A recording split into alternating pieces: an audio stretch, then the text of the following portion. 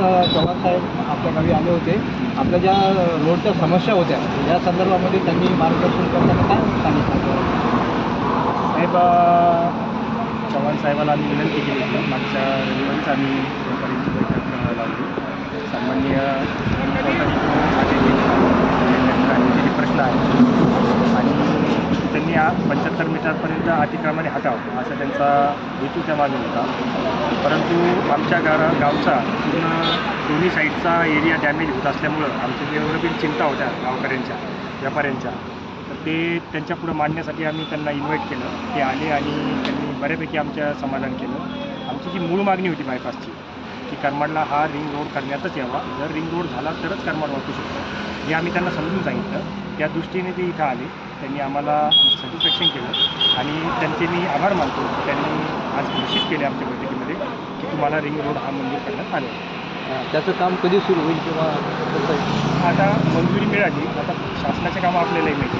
आता प्रशासकीय पातळीवर मला वाटतं सन्माननीय मंत्री महोदयाची त्याच्यावर सिग्नेचर बाकी आहे.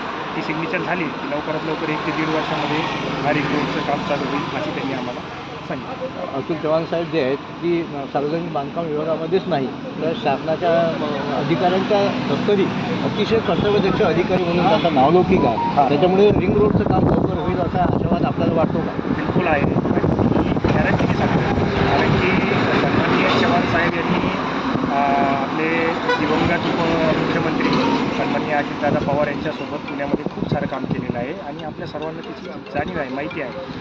आणि त्यांची तत्परता सकाळी 6 वाजता उठून कामाला लागणे किंवा जनतेचे कामं करणे किंवा धावपळ करणे किंवा दूरदृष्टी पुढं काय होणार काही नाही होणार याची पूर्ण जाणीव त्यांना आहे. आणि आम्हाला पूर्ण विश्वास आहे की आम्हाला 1 ते 1.5 वर्षामध्ये बायपास रेडी कंडिशनमध्ये करमाडला मिळेल. आपण ज्या मीटिंगचं आयोजन केलं आणि आपल्या आव्हानाला एक ग्रामस्थांनी खूप प्रतिसाद दिला, त्याबद्दल ग्रामस्थांचे आभार मानणार. बिलकुल. मी आमचे आजी माजी सरपंच असतील, सोसायटी सदस्य असतील, जिल्हा परिषदेचे असतील, वरिष्ठ नेते असतील, मी सर्व करमाडवासियांचे मनपूर्वक आभार व्यक्त करतो की त्यांनी आमच्या एक छोट्याशा आव्हानाला किंमत देऊन आज सर्व व्यापारी शेतकरी इथं जमले आणि मोठ्या प्रमाणात आले. त्यांची एकी दिसली आणि या एकीमुळं आमचा आता वेगळं सांगायची गरज नाही, आमचा विजय निश्चित आहे. आपलं पूर्ण नाव सांगतो. रवी दामोदर करमाड. आणि मी तुमचेही आभार मानतो की तुम्ही आमचा आवाज शासन दरबारी उठवा अशी आपल्याला विनंती करतो. धन्यवाद.